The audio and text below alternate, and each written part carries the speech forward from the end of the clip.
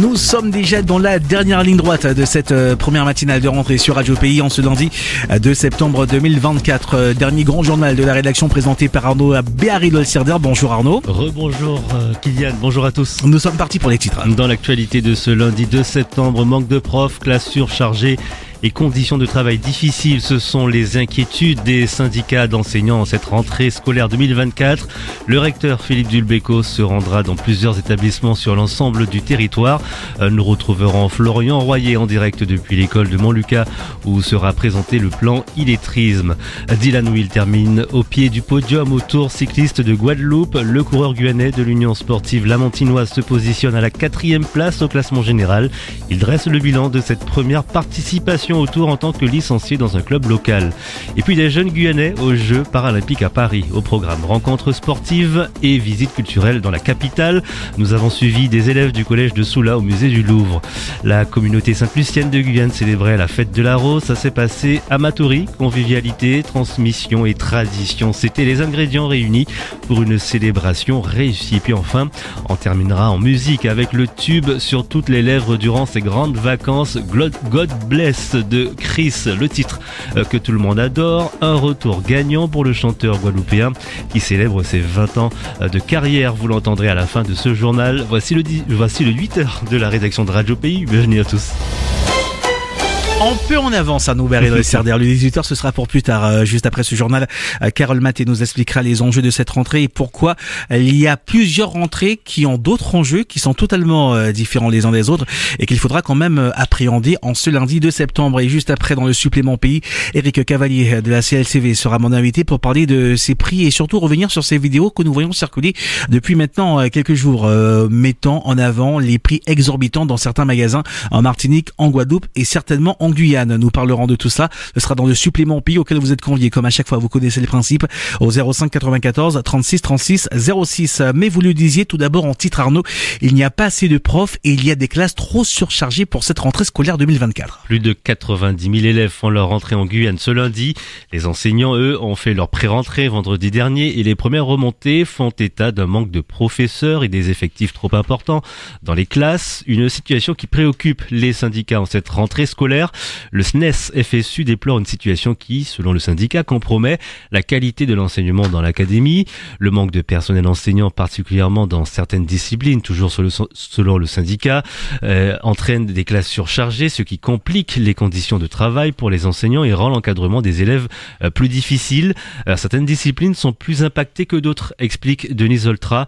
Il est co-secrétaire académique du SNES-FSU. Là, la réalité du terrain en ce jour de pré-rentrée montre, et c'est ce que nous disent nos responsables dans les différents établissements, nous montre très clairement qu'on est très très loin du compte et qu'il y a des disciplines qui sont en très forte tension et dans lesquelles il manque de nombreux collègues.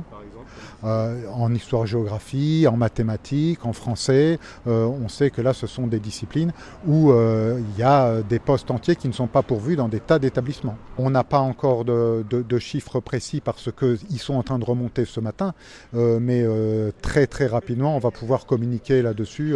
Nos responsables dans les établissements font les comptes très précisément ce matin, vont les faire remonter dans la journée ou ce week-end et dès le début de la semaine on sera probablement capable d'indiquer clairement le nombre de professeurs qui manquent, les disciplines les plus impactées. Denis Oltra, co-secrétaire académique du SNES-FSU. On en parle également ce matin de la rentrée reportée dans quelques communes. Du retard dans la livraison du collège de Monstinéry-Tonnet-Grande. Les élèves ne pourront pas être accueillis ce lundi, jour de rentrée scolaire. L'ouverture devrait se faire le 12 septembre. En attendant, les collégiens iront dans les locaux de l'école Régina Adonis dans des conditions identiques à celles du collège selon le maire de la commune, le recteur et le président de la CTG. Et puis à Saint-Laurent-du-Maroni, ce sont 9 classes de maternelle qui ne pourront pas faire la rentrée. En cause, un retard dans l'acheminement du mobilier scolaire dans 7 établissements scolaires. Élisée Giffard, Élie Stephenson, Henri Sabayo, Laure Paulus, Suzette Labadie-Cambeau, Georges Abraméry et Armide Euzé. Une rentrée qui s'effectuera au plus tard le 23 septembre, indique la ville de Saint-Laurent-du-Maroni. Enfin, à Cayenne, ce sont les écoles d'Anglade et à Garante qui sont dans l'impossibilité d'accueillir les élèves en raison de travaux de réhabilitation en phase de finalisation, indique la ville de Cayenne. L'école maternelle d'Anglade fera sa rentrée le 5 septembre et l'école élémentaire à Garante accueillera ses élèves le 9 septembre prochain. Le recteur de l'Académie de Guyane se rendra dans plusieurs établissements pour cette rentrée. Philippe Dulbecco démarre une série de visites en cette rentrée scolaire sur l'ensemble du territoire. Ce lundi, le recteur se rend à l'école Montlucas à Cayenne pour observer le déploiement du plan lecture pour la prévention de l'illettrisme. Nous retrouvons justement Florian Royer en direct depuis l'école de Montlucas. Florian, bonjour.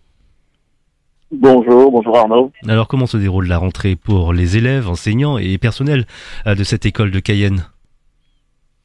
Écoutez, je ne sais pas si vous connaissez le dicton rentrée pluvieuse, rentrée heureuse. En tout cas, on espère que ce sera ainsi parce que il s'est mis il y a quelques minutes à pleuvoir des cordes sur cette partie de Cayenne et sur les parents et les enfants qui viennent faire leur rentrée ici à l'école de Montlucas. Les parents qui arrivaient un peu en retard ou ceux qui arrivaient en scooter ont été bien trempés. C'est parfois donc aussi les grands frères ou les grandes sœurs qui déposent les petits devant la porte de l'école quand les parents travaillent. Alors là, la sonnerie a retenti il y a une dizaine de minutes. Tout le monde s'est agglutiné sous le porche devant l'école élémentaire de Montlucas. Déjà, pour savoir dans quelle classe les enfants allaient se retrouver et puis aussi pour se protéger de la pluie qui a commencé à bien tomber. À quelques mètres de l'école élémentaire de Montlucas, il y a l'école maternelle. Alors là, c'est une autre ambiance, on va dire, puisque c'est un peu plus fébrile chez les petits, avec quelques pleurs, quelques inquiétudes chez les enfants comme chez les parents, qui pour beaucoup vont faire leur première rentrée dans le système scolaire. Mais ça se passe bien globalement. Et puis le recteur est arrivé il y a quelques minutes. Il échange en ce moment avec les équipes pédagogiques de l'école de Montlucas et il va présenter justement les grandes lignes de ce plan contre l'illettrisme qui sera cheval de bataille de cette année. Et on y reviendra évidemment dans nos prochaines éditions concernant ce plan sur l'illettrisme. Merci Florian. Je rappelle Florian Royer qui était en direct depuis l'école de Montlucas à Cayenne. Et puis le recteur poursuivra cette journée vers les collèges Juste Yazine et Antoine Silver Félix à Macouria. Demain, direction la cité scolaire de Saint-Georges de l'Oyapock, puis à l'école de Trois-Palais-Tuviers. En fin de semaine, il se rendra à Saint-Laurent-du-Maroni où se tiendra une rencontre des équipes éducatives de plusieurs établissements de la ville. Il se rendra ensuite à Patou au collège Mahaï et dans les écoles du bourg.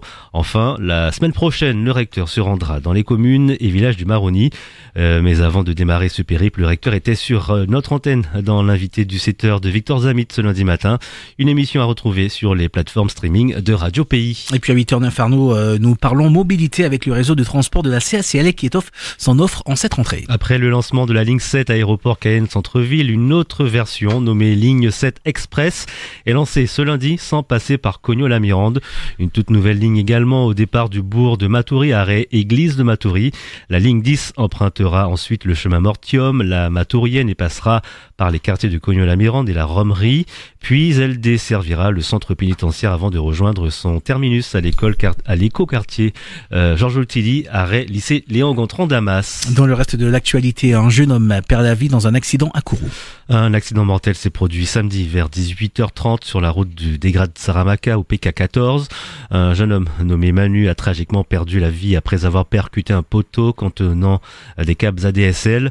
Selon les premiers éléments recueillis par la gendarmerie, le conducteur seul dans sa voiture se serait déporté sans que d'autres véhicules soient impliqués. La victime est père de famille. Il résidait et travaillait à Kourou en tant que mécanicien de 2 roues et draisienne. Malgré l'intervention rapide des secours, il est déclaré décédé sur place. Une enquête est ouverte par la gendarmerie de Kourou. En justice, un deuxième suspect interpellé dans le cadre de l'affaire du meurtre du policier de Lofast. L'arrestation a eu lieu vendredi matin au domicile d'une autre personne dans le quartier de la ZAC Hibiscus à Cayenne. Le jeune homme âgé de 17 ans a été présenté devant le juge d'instruction en charge du dossier au tribunal judiciaire du Larivot. Il a été mis en examen pour meurtre et vol avec arme et placé en détention provisoire. Un premier suspect de 19 ans avait été interpellé en début de semaine dernière. Ce dernier avait avoué avoir commis un guet-apens avec une tierce personne. On le rappelle, la victime, un policier de 36 ans qui était en arrêt de travail, a été retrouvé tué d'une balle dans la tête dans le hall d'un immeuble de la cité Cœur de Bambou. Nous parlons sport également ce matin avec le coureur colombien Kevin Castillo qui remporte le Tour de Guadeloupe et Dylan Will qui lui malheureusement reste au pied du podium. Avec 4 victoires d'étape, un triplé, un doublé, 2 coureurs classés aux 2 premières places, la Colombie a largement dominé la 73e édition du Tour cycliste international de Guadeloupe. Dylan Will se classe 4e au classement général à 3 minutes 33 secondes. Le coureur guyanais de l'Union sportive lamantinoise fait un bon parcours dans la compétition. Il avait même frôlé la place de leader en se hissant 2e au classement général en début de semaine dernière. Après avoir tout tenté, Dylan Will termine ce tour sans regret, dit-il. Personnellement, je pense que physiquement, j'étais à ma place. Je ne pouvais pas faire plus. Je pense que les 3 premiers sont les 3 plus forts. Donc le classement général est pour moi dans le bon ordre. Après, est-ce qu'il serait possible de faire mieux? Je pense qu'on peut continuer à travailler, pourquoi pas, pour améliorer ce résultat. Mais l'équipe est vraiment contente du résultat qu'on a eu. Car comme je l'ai dit, c'est les plus forts qui sont devant nous. Et on n'a rien à regretter, on a tout tenté, on a tout donné. Et je pense qu'aujourd'hui, on peut être fiers de ce qu'on a fait sur le Tour de Guadeloupe. Le bilan de Dylan Will recueilli par Catherine Emely d'RCI Guadeloupe. Vous nous parlez également ce matin, Arnaud, de cette classe olympique du collège de Soula en visite à Paris. Une vingtaine d'élèves de 4e et de 3e de l'établissement Antoine Silver-Félix sont dans la capitale pour les Jeux paralympiques. Durant la dernière année scolaire, ils ont travaillé sur les valeurs de l'olympisme et du paralympisme, ainsi que lever des fonds pour financer leur voyage. Et les élèves de 13 et 14 ans partagent leur contenu sur les réseaux sociaux. Avant de voir les épreuves, ils ont fait un saut par le musée du Louvre. Notre envoyé spécial à Paris, Étienne Cornec, a effectué la visite avec eux. Téléphone et appareil photo dans la main, les élèves de la classe jeu du collège de Soula immortalisent leur visite du musée du Louvre. Ils ont pris des photos de sculptures antiques grecques, de hiéroglyphes égyptiens, de couronnes royales ou encore de tableaux de la Renaissance. Adriane, 14 ans, scolarisée en classe de 3e, s'en est donnée à cœur joie. J'ai beaucoup regardé et aussi pris beaucoup de photos. J'en ai au moins des milliers, des photos et des vidéos. C'était waouh. Le jeune homme a adoré des œuvres précises exposées dans une des galeries du musée. J'ai beaucoup été impressionné par les œuvres d'Apollon, dans la galerie d'Apollon. Les bijoux, j'étais impressionné comment ça brillait. C'était très différent des bijoux en boutique et des choses comme ça.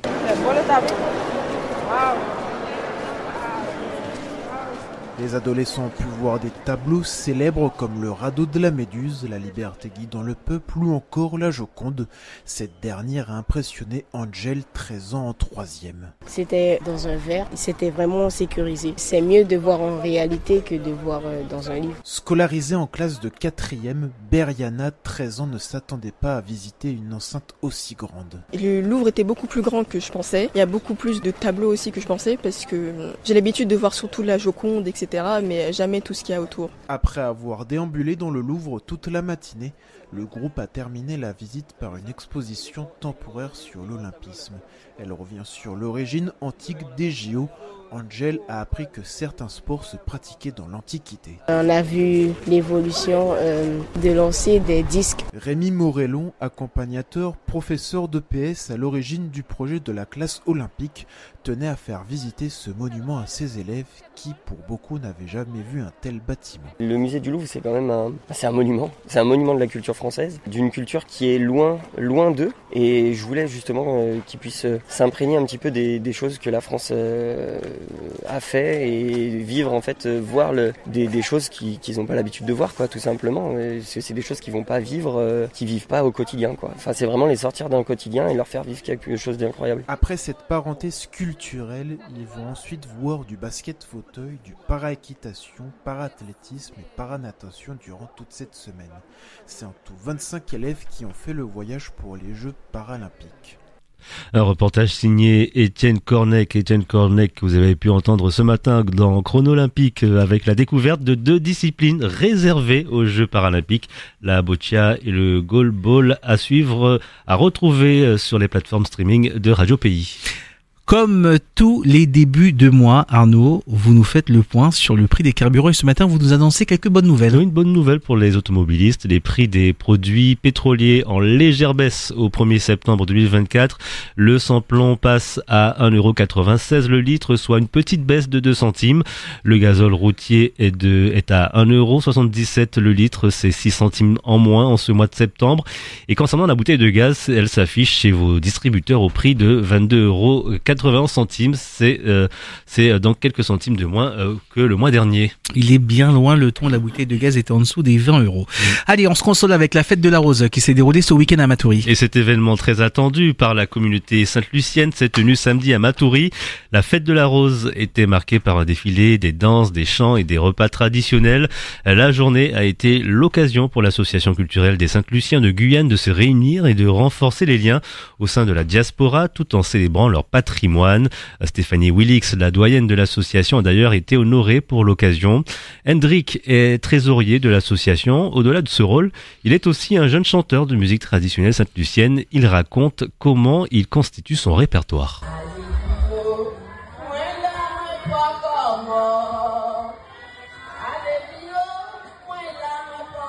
Célébrer tout simplement la fête de la Rose, une culture sainte-lucienne que on tient à honorer chaque année. Donc habituellement ça se fait le 30 août, mais là cette année on a décidé de le fêter le 31 août pour avoir un peu plus de public.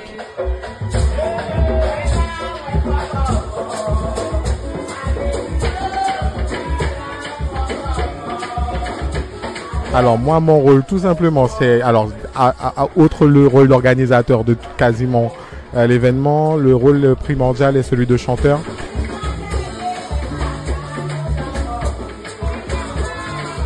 C'est vrai que chaque chanteur au sein de l'association a son répertoire et c'est vrai que ce sont des chansons qui ont été créées pour certains par nous-mêmes membres d'association et d'autres chansons qui nous viennent tout droit de Sainte-Lucie, tout simplement.